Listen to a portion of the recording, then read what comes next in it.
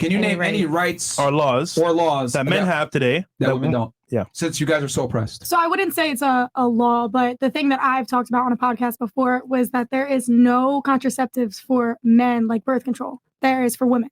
So women are constantly, we're put in a position where we have to take something to our bodies that affect our hormones immensely, affect our ability to have kids, everything like that, our psychological levels. We have to take birth control every day. Meanwhile, a man could get 360, if he really wanted to, let's not say 300, but we could say he can get 10 girls pregnant in one day. Mm-hmm. Meanwhile, we're the ones having to take the birth control. I think it's funny how women are the ones responsible for taking birth control. Meanwhile, they can only have a kid every 9 months? So, but a male can go ahead and have as many kids as they want, but there's nothing protecting them from getting all these, other than condoms. That's something that you're physically putting on. It's not something that's altering.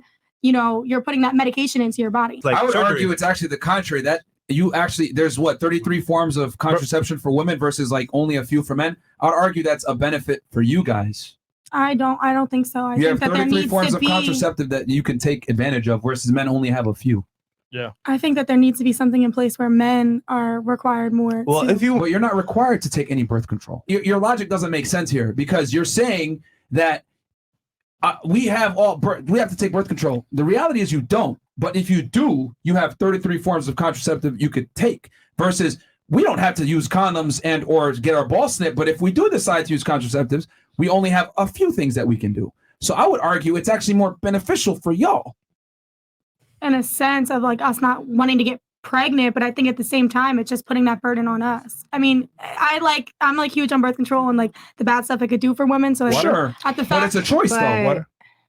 But it's a choice. At the end of the day, it's a choice. You're forgetting the fact that women aren't forced to take it, so therefore your argument is kind of moot.